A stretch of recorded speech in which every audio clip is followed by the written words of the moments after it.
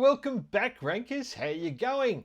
Now, it's been a big week for the world, really. Let's face it, and I'm not going to labour the point, but I will just touch on it now, and that is, of course, my book launch.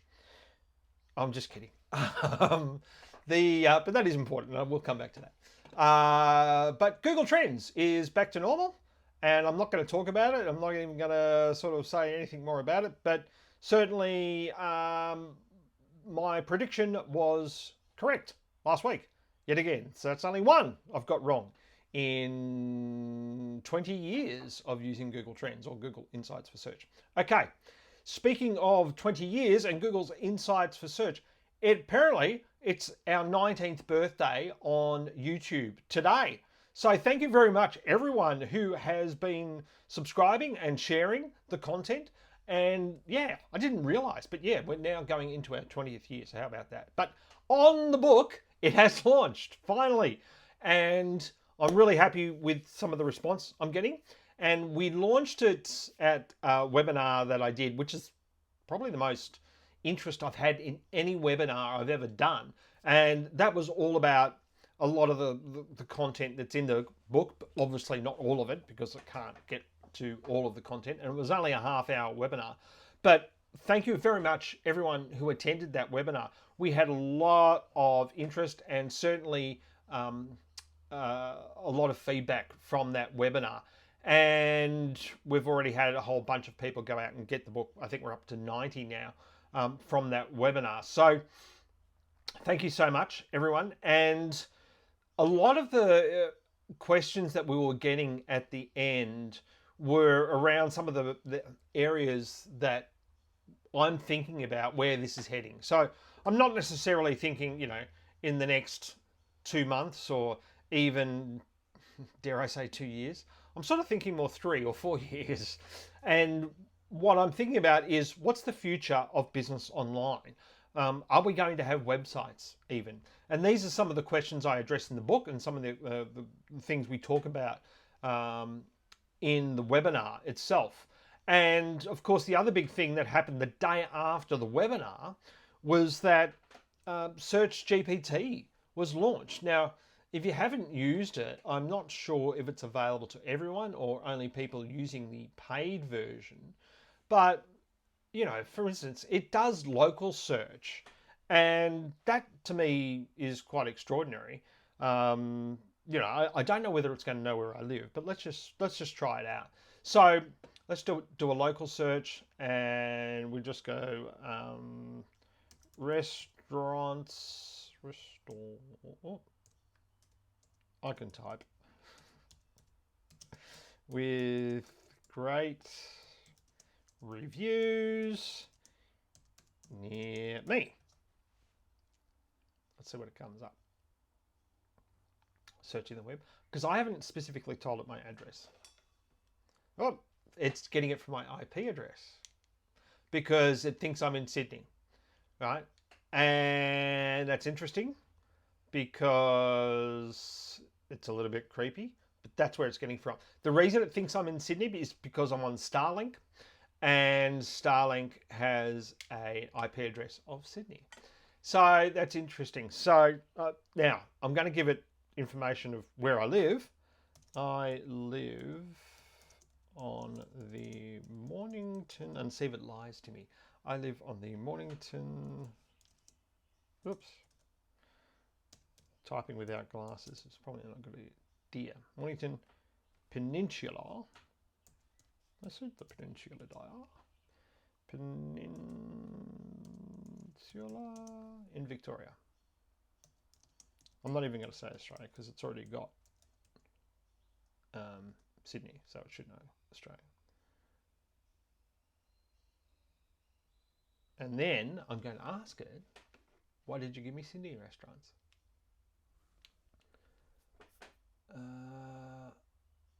I didn't know Stillwater was at Dramano. There you go. That's interesting. 10 minutes by tractor I've been to. It's awesome. Now, I'm going to ask it, why did you think I was in Sydney?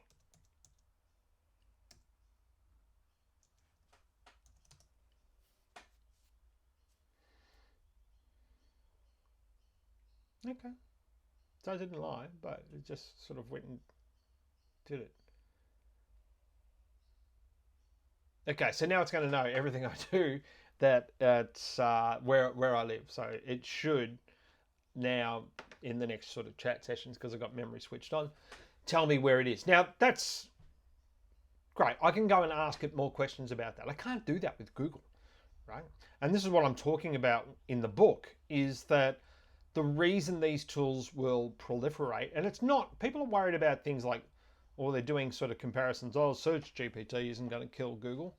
Well, I don't think anything like this is going to kill Google. I think Google's going to have to evolve, though, faster than what it's currently doing before its revenue starts to dwindle. It's $237 billion in revenue, because there's going to be a myriad of these out there, right? Because we're looking at all sorts of tools that are evolving right now using a whole variety of different AI tools, which are going to negate the need for you to actually go and do a search.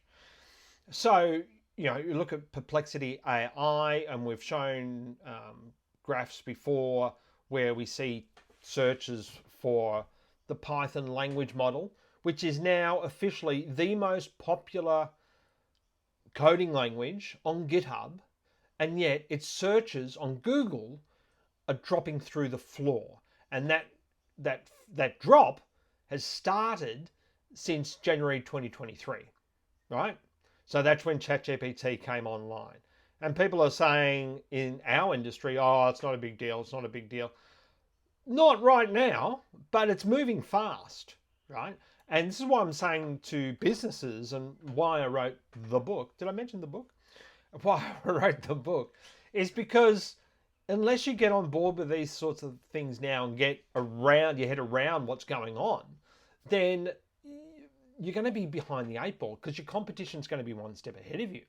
And that's why one of the things that we talked about last week at the webinar was a new report that we're bringing out, and it's in, you can see there, it's in test mode at the moment. And why it's so cheap, and that is our brand intelligence report. And what that is doing is going off and looking at a number of different large language models and finding out how your brand has been reported in those large language models and how it compares to your competitors. And we've already had a bit of interest in that. We've got a few reports being generated this week that are going out. So thank you to those people who have jumped on board for that. And I do this with every client now. Whenever I have a meeting with a client, I say, okay, let's see what ChatGPT thinks of your brand. Have you gone and done that search yourself in ChatGPT? You really should. And you should do it in Perplexity, and you should do it in Gemini, and you should do it in Claude. So this brand intelligence report is actually going off and doing those searches, and it's got a whole list of responses or a whole list of criteria that we want it to go and check and give us that feedback in a nice report.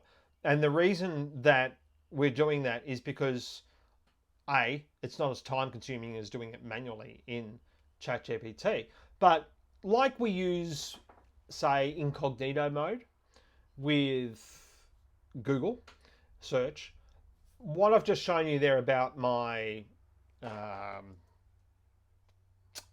ChatGPT, let's do another search. And we just go restaurants near me. It should remember that I'm not in Sydney. Let's have a look. No, it hasn't. It hasn't remembered that. Maybe I've switched it off because it was too creepy.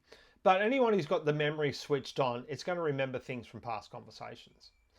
And that means that is not going to be what everyone sees. They will see stuff that is specific to them. And with all our AI assistants, that's eventually what we're going to have. We're going to have memory about our purchases, about our location, or dates of purchases, all of those sorts of things are going to happen. We'll be able to hopefully permit it, but we'll see. But the reason that's important, the reason that we've developed this report, is because it gives us a unadulterated incognito version of what these large language models have on us and how it compares us to our competition. Now, I had a meeting with a client last week and I said, let's just go and see what ChatGPT says about you. And I just did the search in ChatGPT, not the GPT 4.0 or any of the other models that are out there, which is what the brand intelligence report will do. At the moment, it's just looking at GPT 4.0, but it can look at other models, and the different models might have slightly different results on your brand. So we went and had a look at ChatGPT, and we found at least 3 or 4 bad reviews they didn't know that they had on a forum that they hadn't really been to or seen. Here's the thing though, ChatGPT had, right? So if their potential customers are doing those searches and asking for advice, which is, I do it all the time now. I do it for tradespeople, I do it for all sorts of things. And things that I would normally have done with Google, I'm now doing in tools like Claude, in tools like ChatGPT. Not so much Gemini. Gemini.google.com is not one of their best tools. Google AI Studio is fantastic, and I would suggest that you follow the Google Gemini team on X, because all the latest releases and everything, what's happening there, is coming out on X, and you see it all there first. But these tools that we're using right now are just the tip of the iceberg. So here's one that I've got early access to. I'm a beta tester on this tool, and I may have talked about it earlier this year. It's a tool called Paradigm, and Paradigm is an AI spreadsheet, basically. So it will create all sorts of lists for you. And well done to the team, Anna Monaco, who was the founder, and her team, because it's just a brilliant tool. It's not cheap. And even as a beta tester, it's still not cheap, but it is quite amazing, and I'm still getting my head around it.